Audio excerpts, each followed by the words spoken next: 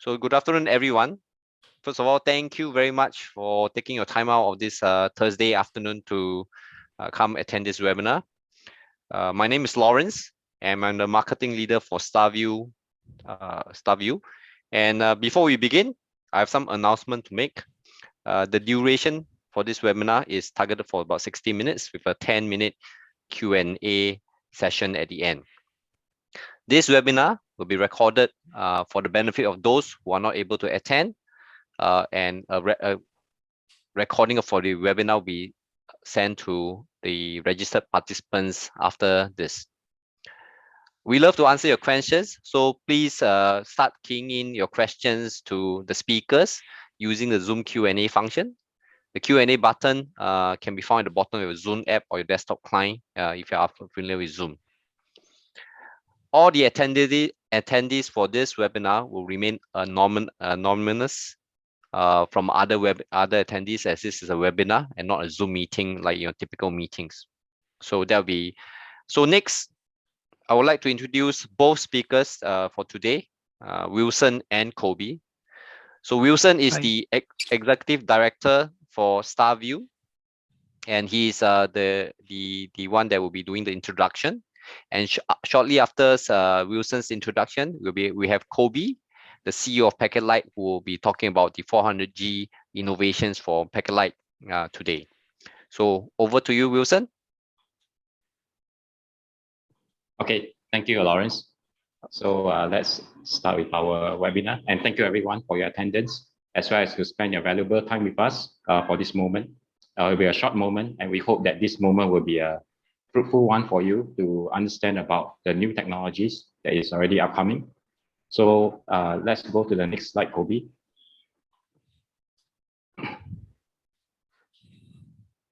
So allow me to give a brief overview of Starview. Based in Singapore, my partner Yuju and I started this company in 2010, primarily focusing in information and technology solutions. Starview's primary focus is to provide cost-effective, efficient, and open solutions to our customers. And our customers will greatly benefit with control and lower cost of ownership. So Starview has achieved several awards and ranked one of the fastest growing companies in Singapore.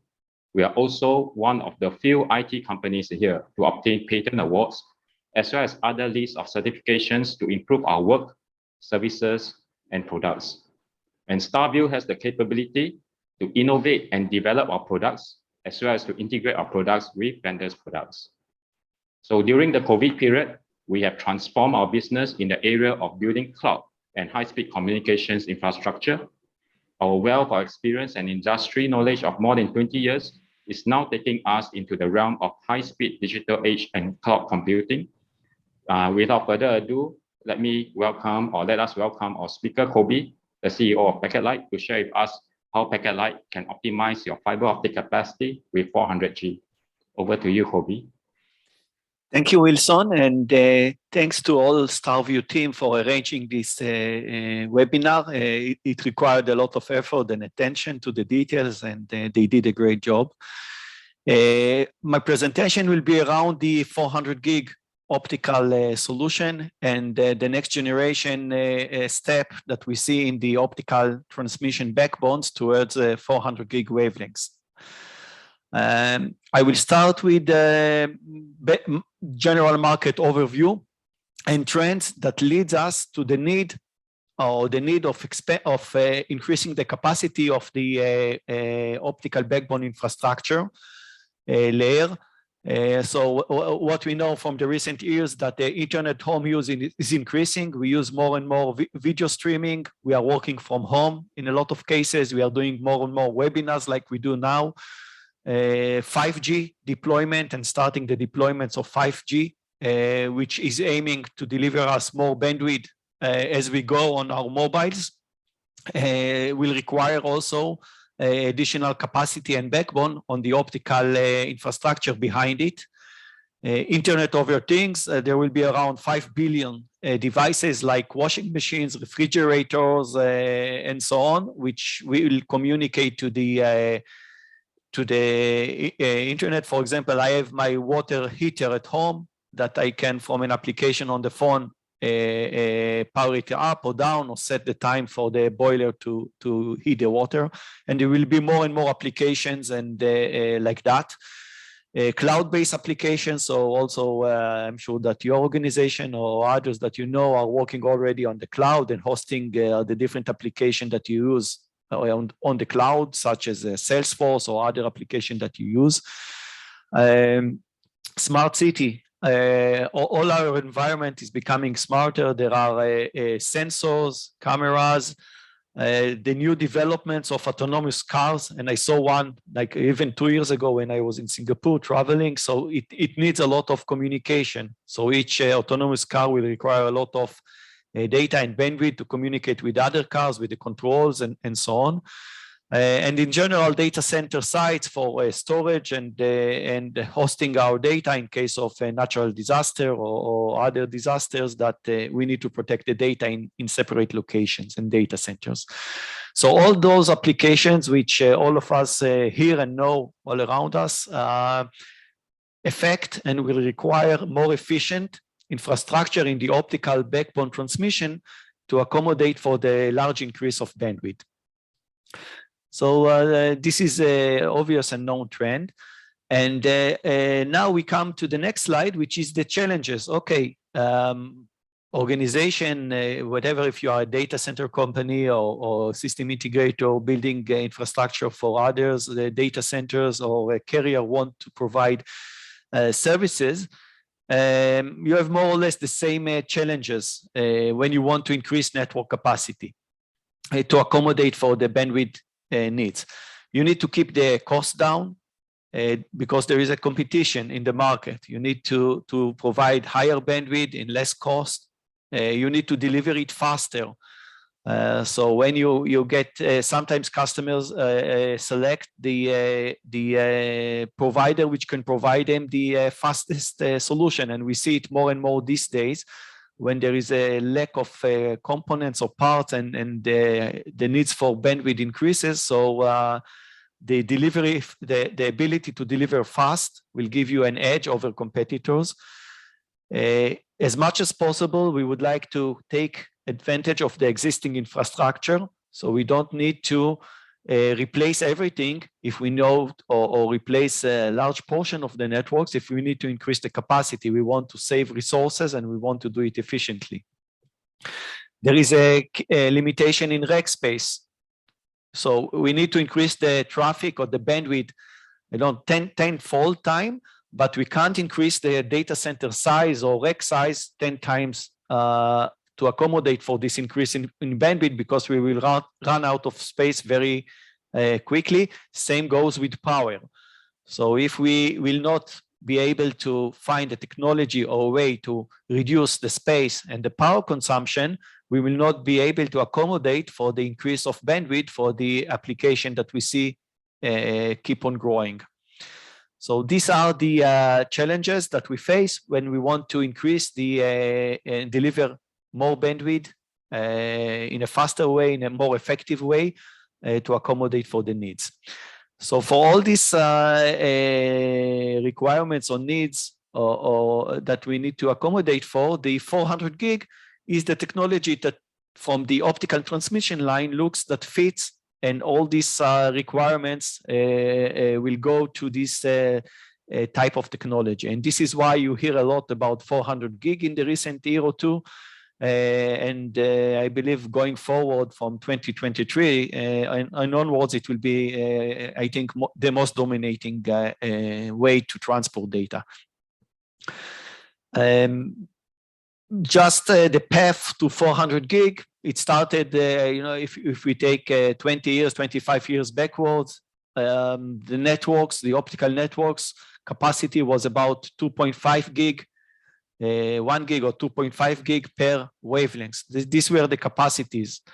Somewhere in 2002, the 10 gig started to appear, and there was a 10 gig technology to accommodate for the increased requirements of bandwidth. It stayed with us for almost a decade, and then there was a big change in the optical network to accommodate for the large peak of needs, which was the 100 gig coherent technology. Then in 2016, 4 years later, started the 200 gig technology to accommodate for the increasing bandwidths and the other requirements, reducing the space, the cost, and so on. And in 2021, I would say it's the beginning of the 400 gig deployments, in the terms that it's a non-proprietary, bulky, and expensive technology, but more kind of a standardized way for 400 gig. And I will touch this item later on. But I would say that 2021, beginning of 2021, was the first deployments of the 400 gig in a cost-effective way, using the standard-based pluggable optics. And PacketLight was one of the first, if not the first in the world, to have such links working. And this is the evolution of what we see in terms of bandwidth or wavelength capacity over the years. Still, I must say that there are still application and needs that 10 gig is enough. There are applications that 100 gig or 200 gig can be sufficient. But if you are speaking about the capacities and growth and where you need more capacities, so 400 gig is definitely the path to reduce cost, power, and rack space. And this can be shown in this slide. This slide shows hypothetically, if we wanted to have 400 gig solution capacity in 2007, our only option for doing that in 2007 was to use 10 gig wavelengths. In order to use 10 gig wavelengths, I took as an example a 10 gig transponder device from PacketLight, but it can be a card in a chassis. It doesn't matter. Each card here can support 8 times 10 gig, which is pretty condensed for one RU. And we needed about 5U solution, and we needed to use about 40 wavelengths in order to transport 400 gig in 2007. So this is the rack space, the number of wavelengths that we needed, and the more or less the number of box. In 2012, when the 100 gig solutions started to appear, we needed just 4 boxes. Each box could carry 10 times 10 gig over a single 100 gig wavelengths. And with 4 wavelengths, which is dramatic reduction of the number of wavelengths, we could transport the same 400 gig capacity. So you can see here 10 times less wavelengths than in 2007 to transport the same capacity. When we reduce wavelengths, we are more spectral efficiency. We can take the fiber and utilize it much better. So we have more capacity per fiber. We don't need to lay more fibers. We don't need to increase our max demaxes or optical amplifiers. We can get along with much fewer wavelengths to deliver the same capacity. And this is the more effective, only 4 lasers, 4 receivers, compared to 40 receivers and lasers.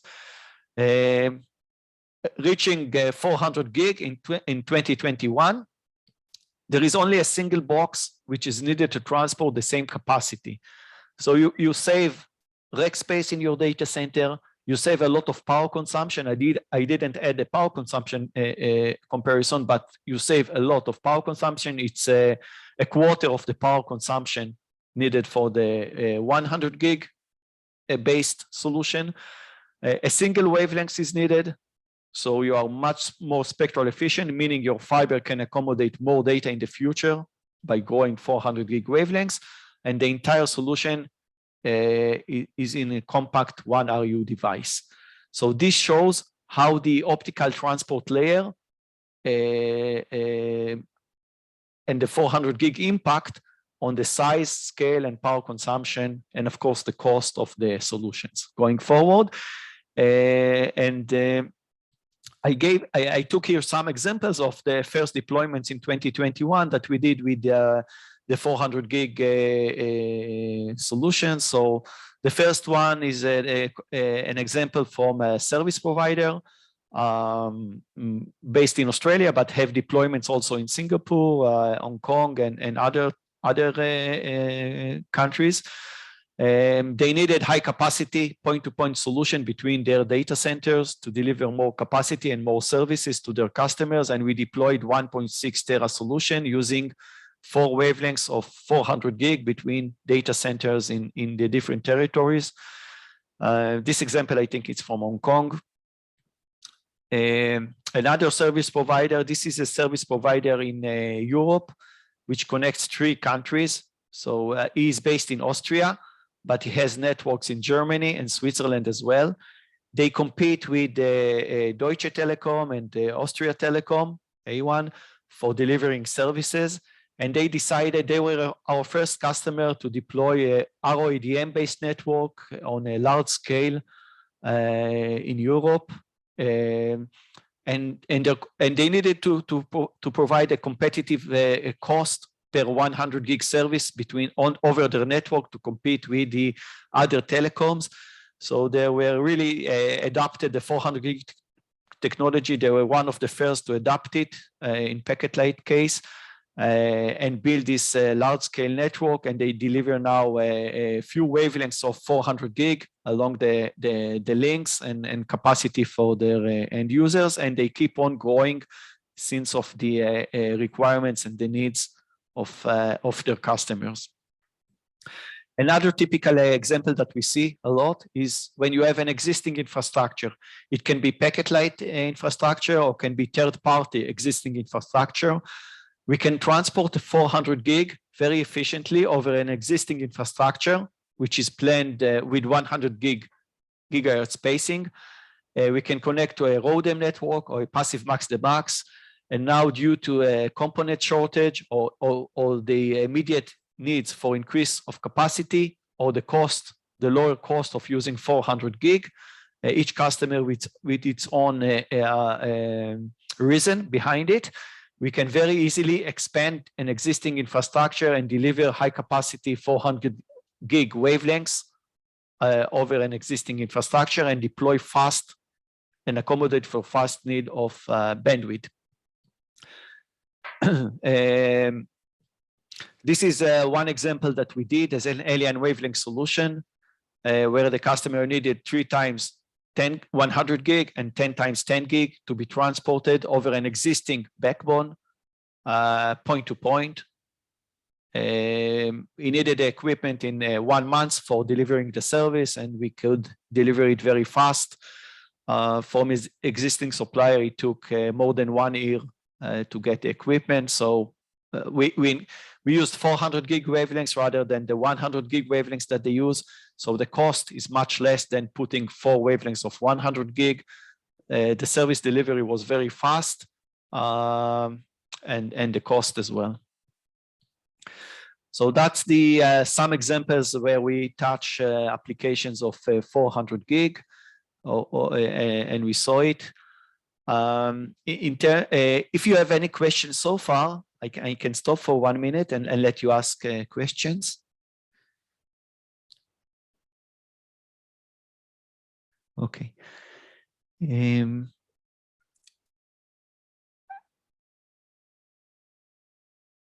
I will continue.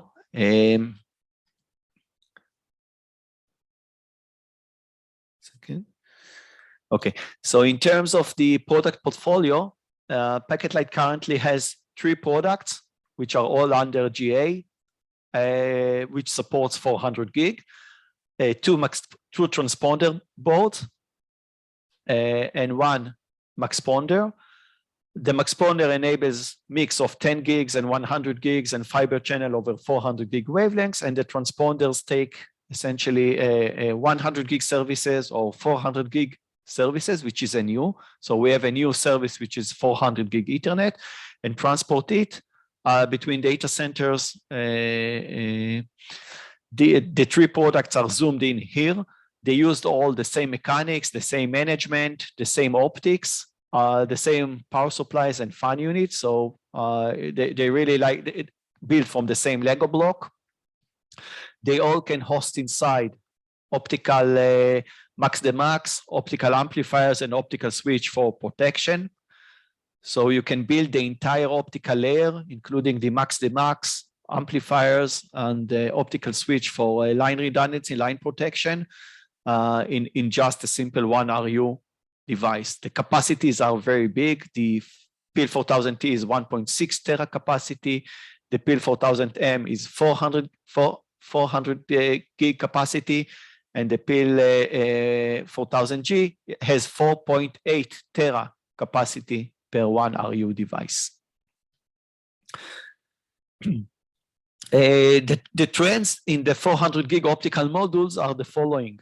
If in the first generation before 2021, the 400 gig solution was very proprietary, a bulky, non-pluggable optical module, which consumed a lot of power, was not standard, and was proprietary to very few vendors which developed this type of modules.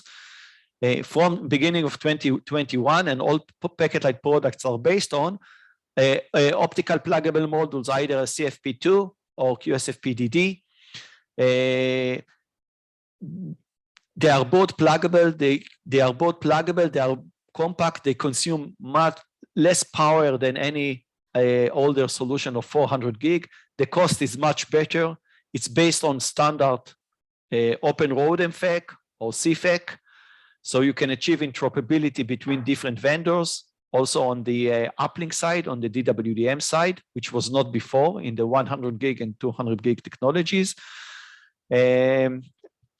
So the market, the big change in the 400 gig is that the optics got smaller, less power consumption, and there is a standard that they need to comply with. So this is why you hear about a lot of open ROADM or open line systems and so on.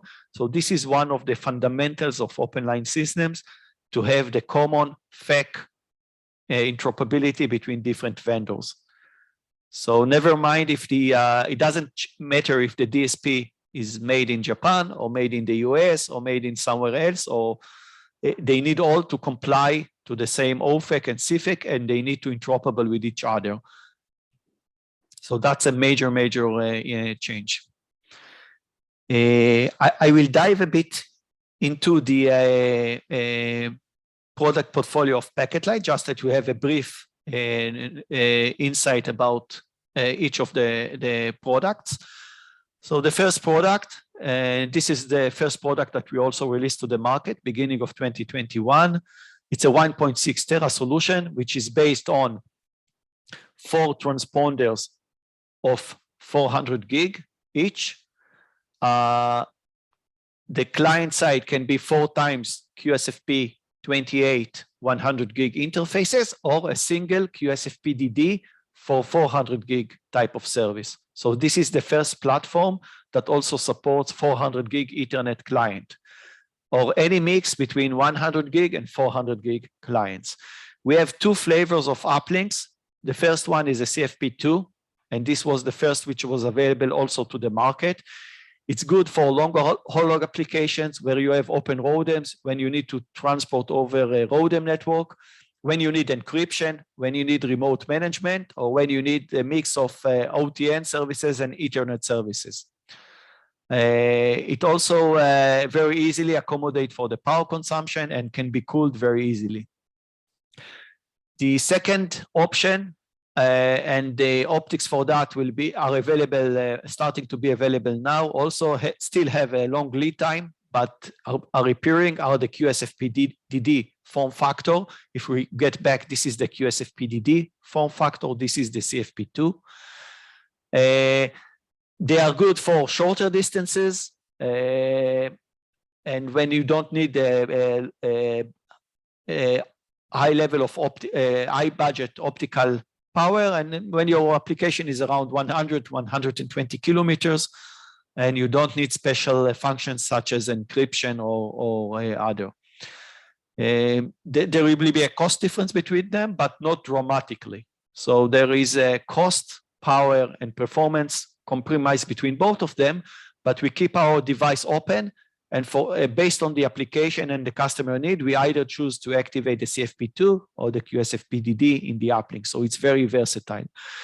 We have inside the device max the max for 4 channels, two optical amplifiers and optical switch, so we can get to about 36 dB link budget and deliver 1.6 tera capacity with a single 1RU device. There are no other solutions which can do the same capacities with all the optical layer in such a small footprint.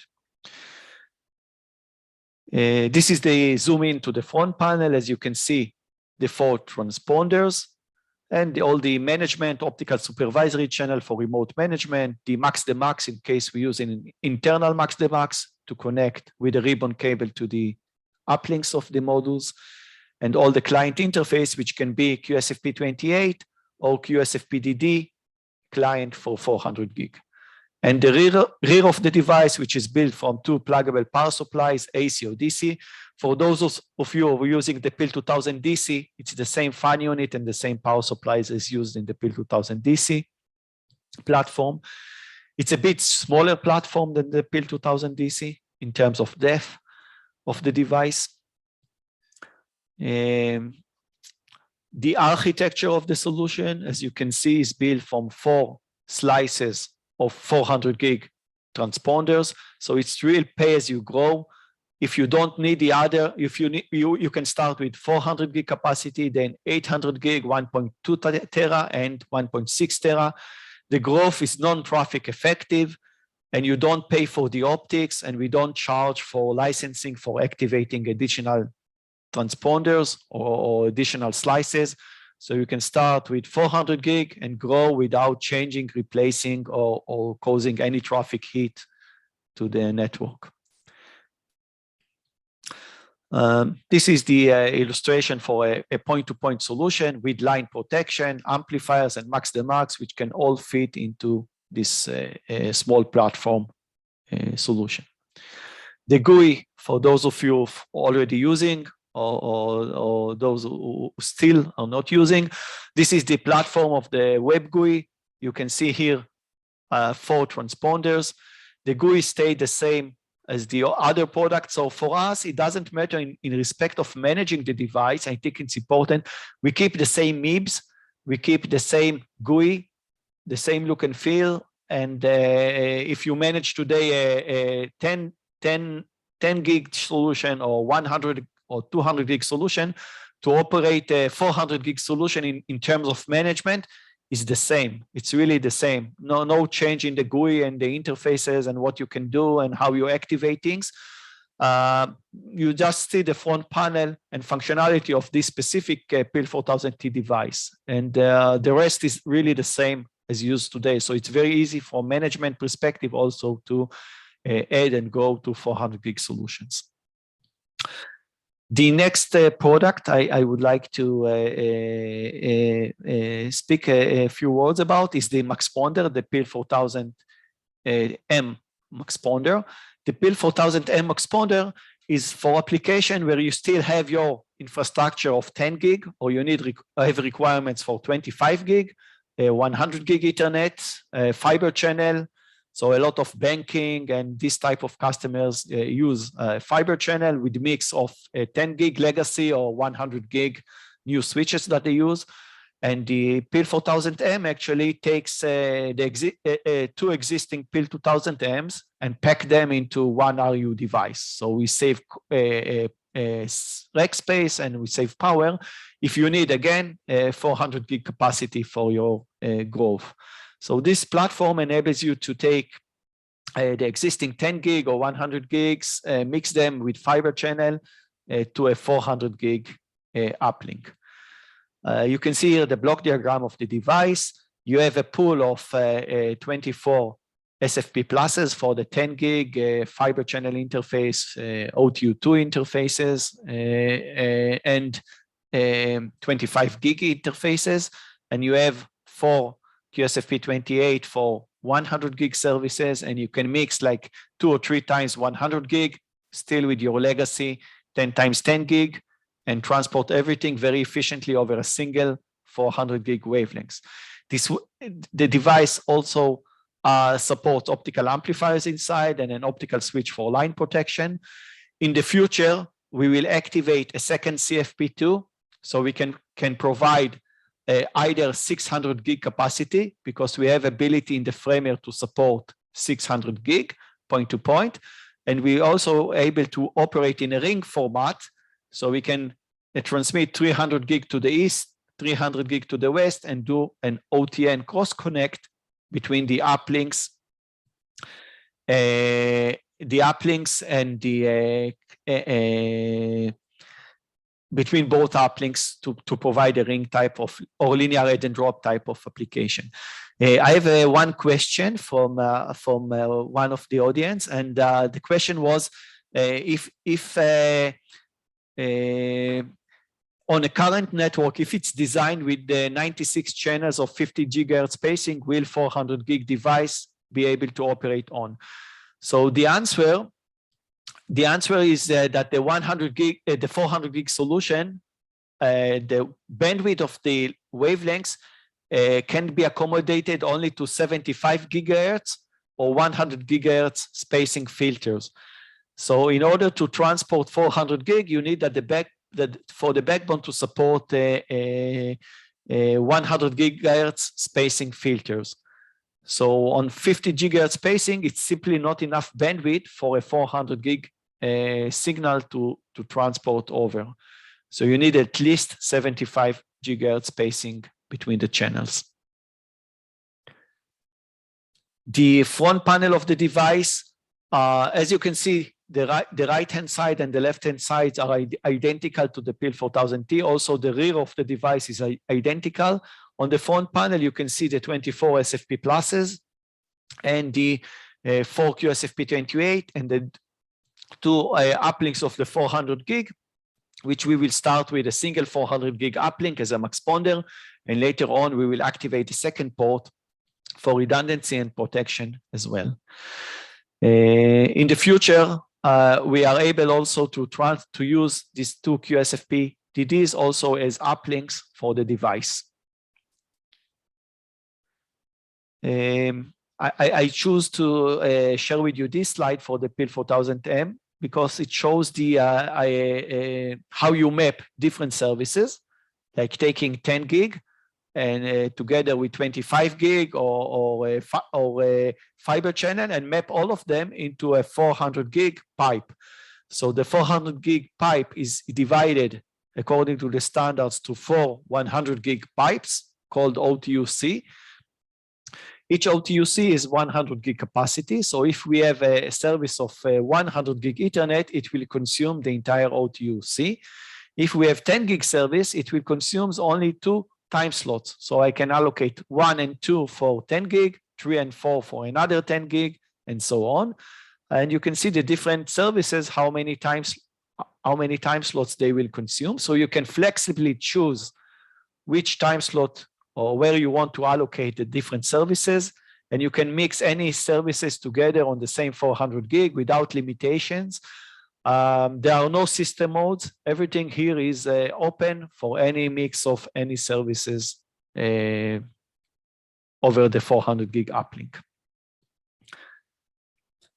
And the last product is the PIL 4000T, G, which is 4.8 tera capacity. So this product is really targeted for high-end, high-capacity type of applications, for internet exchanges, for where you need a very, very high-capacity solution to transport a lot of data in a compact way. And it can carry 12 times 400 gig interfaces or 48 100 gig ports between 2 data centers. It has, if we go to the inside of the device, you can see that it has 12 transponders. Each one can carry either 400 gig or 4 times 100 gig type of solution. We have, again, built-in inside optional max-the-max optical amplifiers and an optical switch for line protection. So this device can transport 4.8 tera without the need to have external amplifiers or max-the-maxes and so on. So the capacity is enormous and can fit, I think, 95% of the standard-based applications if you are going to such capacities. The way we deliver 100 gig is using a 400 gig QSFP-DD on the client side and a breakout cable to 4 100 gig optics, which are plugged at the different switches or third-party equipment, which is connected to the transport layer. So we have these 12 transponders on the panel. Again, you can start with one and activate others as you go. There is no licenses or any limitations that for future expansions of the solution.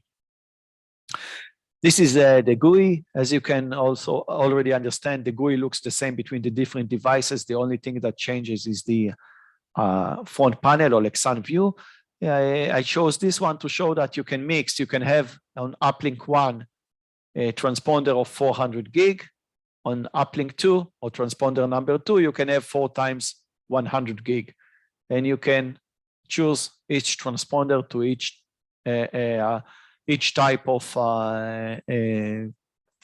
transponder that you want to wish based on the traffic that you have and what you want to transport. There is a question if we support the 400 gig FR4 type of variants. So yes, the FR4, what we see so far for the first deployments of 400 gig that we got, it was from Japan. They use their FR4 interfaces. The FR4 is in terms of cost and performance, it provides the most optimized client type of interface these days. Like the LR4 is the most common one used for the 100 gig today. I believe that the FR4 will be the one that will be used a lot for the 400 gig type of services.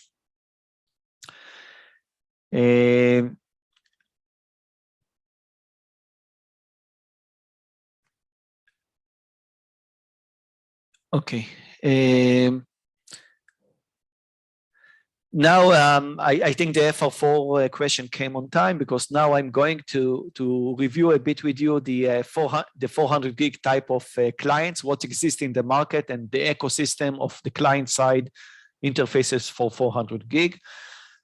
So this is the table with the most common modules that we see today in the market.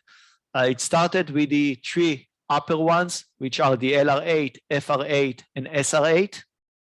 You can see in the tables the distances, power consumption, and the type of optical interfaces that they have.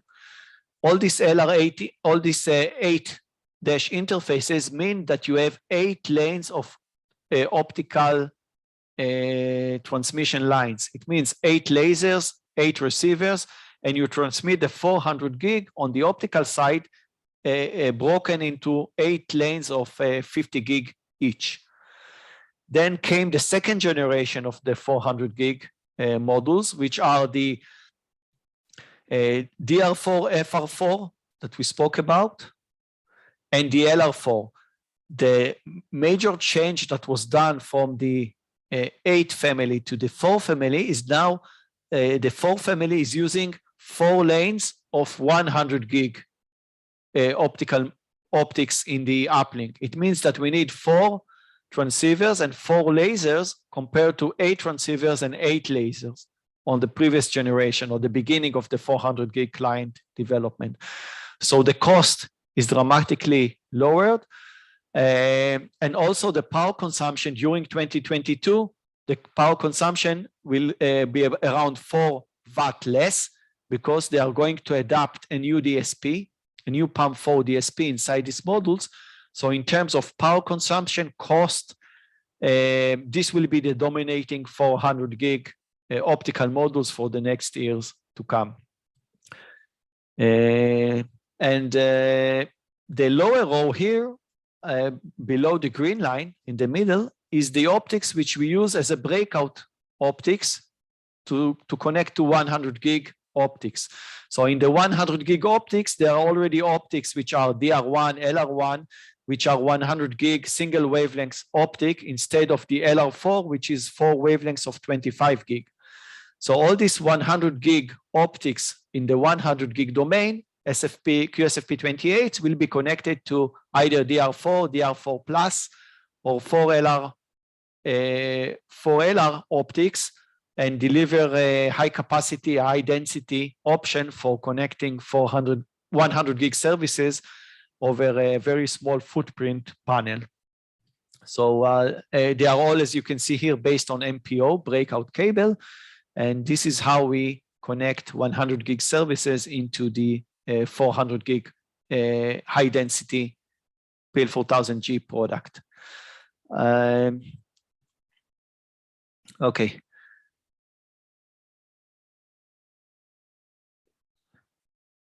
So I will later on have a slide for the link budget. So I will share with you the link budget of the different uplinks and options for the different uplinks later on.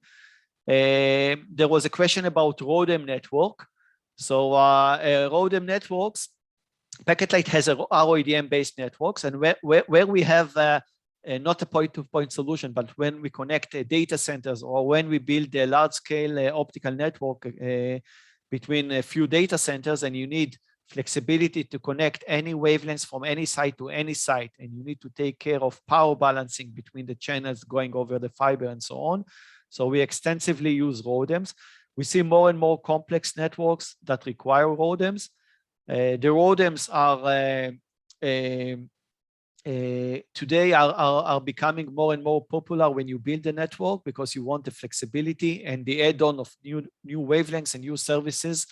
Again, for applications where you're connecting few data centers in a ring or linear and add a drop type of application. The 400 gig is ready to transport over these ROADMs, and the ROADM will allocate the needed bandwidth if it's a 75 gigahertz or 100 gigahertz spacing needed for the spectral wavelengths of the 400 gig service. There was another question. Yes, regarding encryption. Regarding encryption, encryption is supported by the PIL4000T and PIL4000M. For the PIL4000G, which uses the QSFP DD form factor, the QSFP DD does not support encryption today, at least. All the available options do not support encryption. So the encryption will be based only on a CFP2 based pluggable module.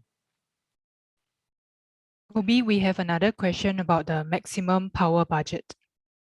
Yes. Okay, I will go to the power budget. So this is the power budget slides. So when we speak about CFP2 module, the transmit power can be 3 dB plus 3 dB. There is sensitivity is around minus 20 dB. So you have a link budget of about 23 dB. The OSNR is around 22.5 dB. It's very similar to what you use today with a 200 gig solution. So it keeps the same performance as a 200 gig link.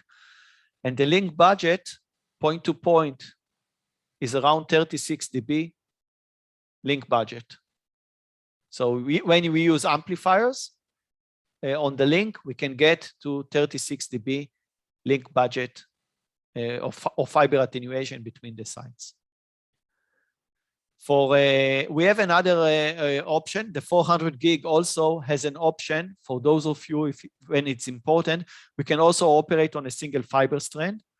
So we can take up to 16 services of or 16 wavelengths of 400 gig and use a single fiber type of solution. In this case, the transmission power is minus 10.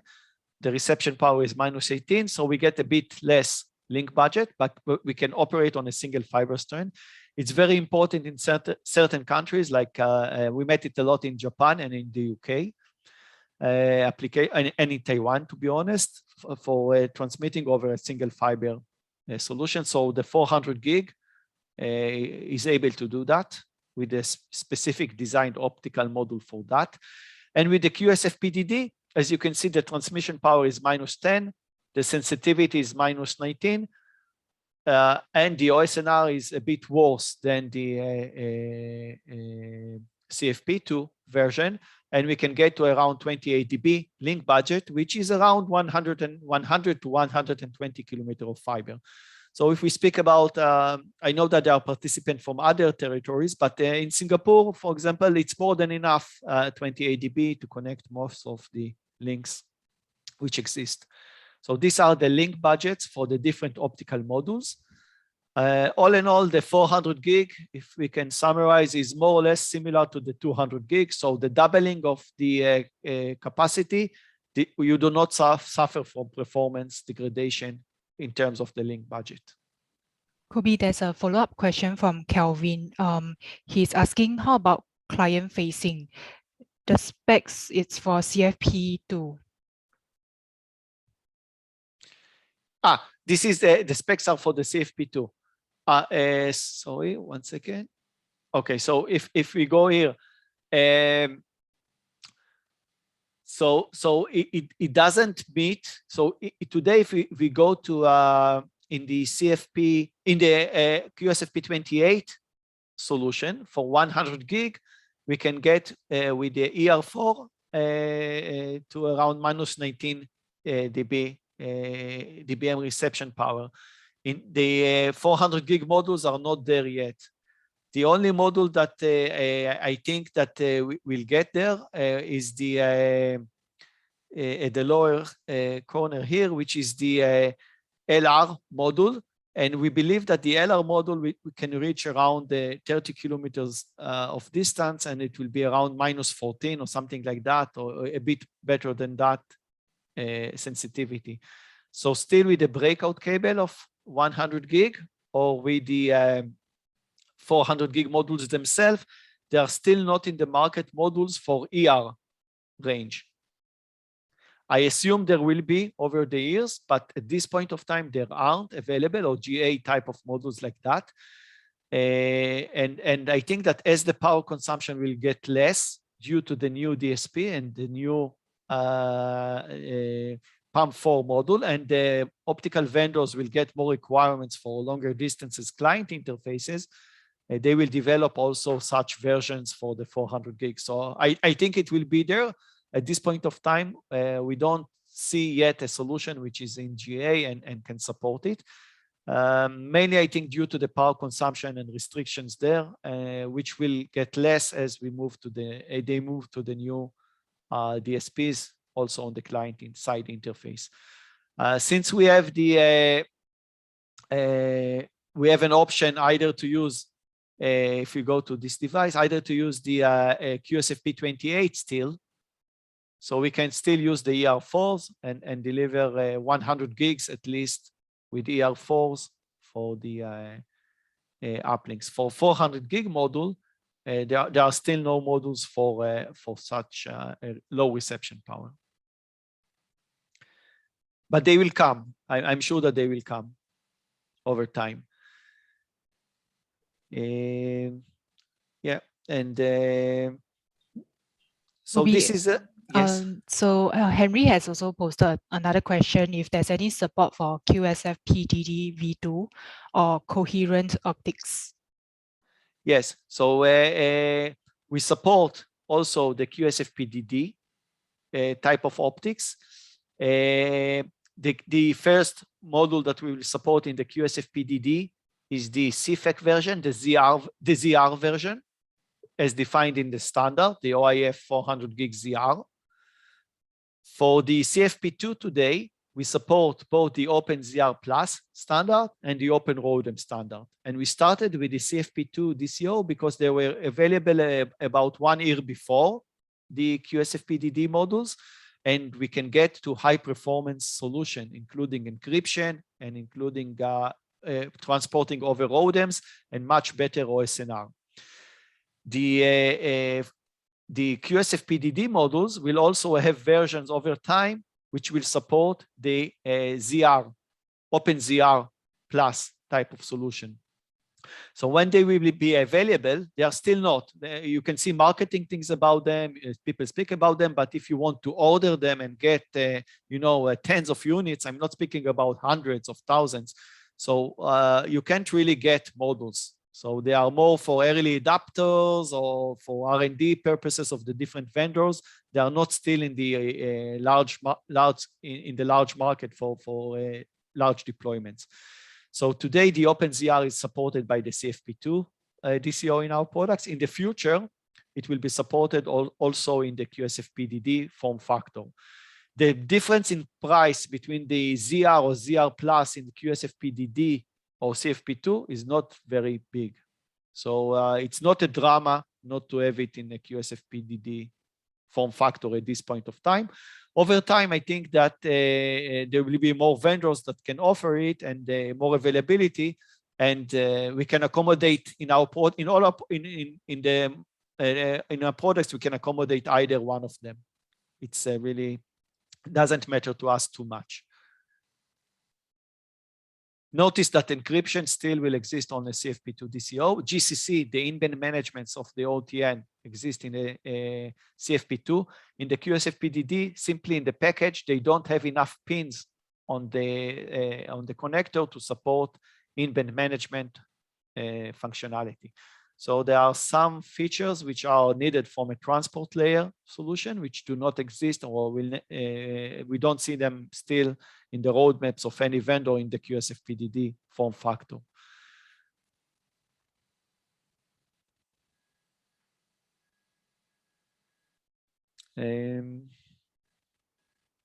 Just 2 slides that it's more explanatory. So the FR8, DR8, LR8, SR8 that were used for the 400 gig is based on 8 lanes of 50 gig on the host side, on the electrical interface where the connector of the optics is on the board when you plug the optics to, and 8 lanes of optical interfaces on the uplink. And the 400 gig FR4, DR4, and so on are based on the same electrical interface, meaning they can be plugged to the same card, to the same switch, to the same PacketLight device in the host side, in the electrical side. But on the uplink side, this is the saving in power and cost. They use only 4 wavelengths of 100 gig. So instead of 8 transceivers needed here or 8 receivers, we need just 4 transmitters and 4 receivers, and the price is much better for those. So here you can start to see the advantage also on the client cost and compact way of solution for the 400 gig. And this is the illustration how you connect 100 gig interfaces, which are based on one single 100 gig uplink to a QSFP-DD, DR4 or LR4 or DR4 plus or DR4 plus plus. Each one of them has a better sensitivity, so it can increase a bit the link budget, but still it's not the link budget that you are familiar still from the ER4 in 100 gig, a QSFP28 solution, but it will come there as well.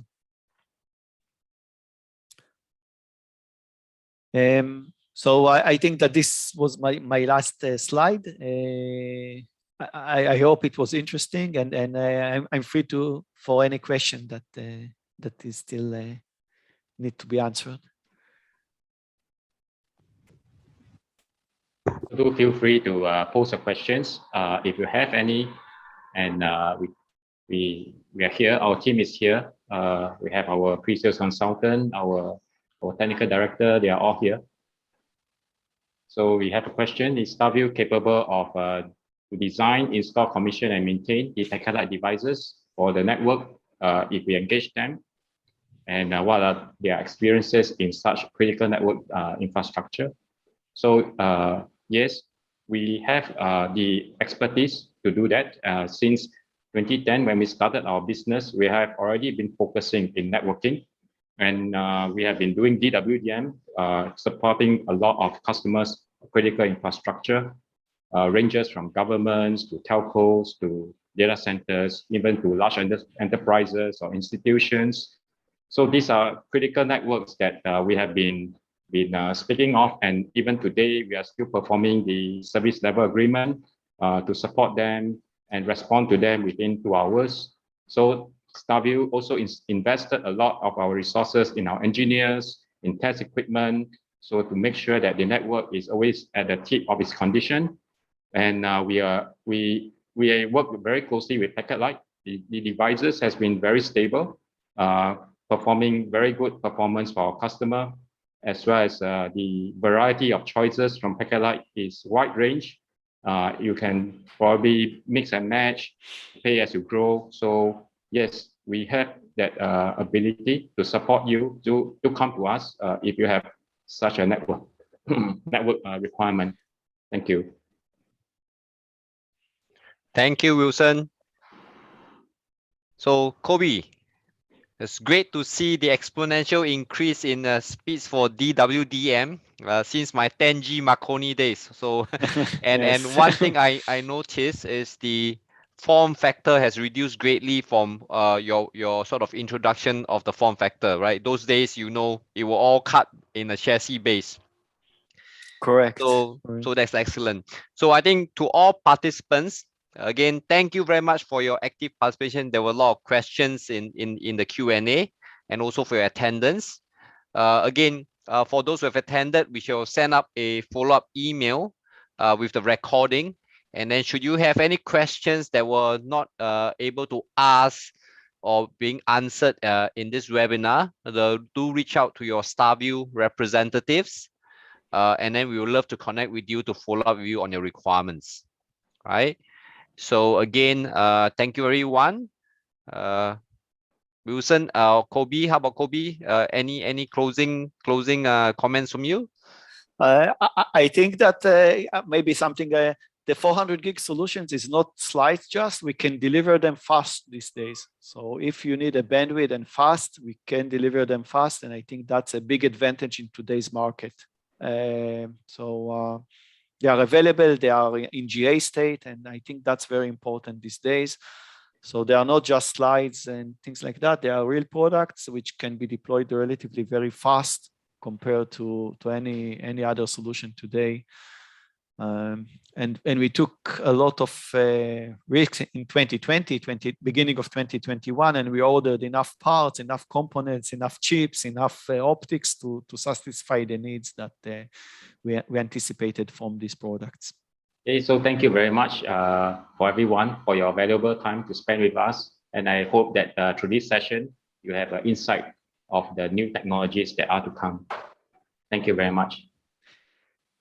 Thank you all for participating.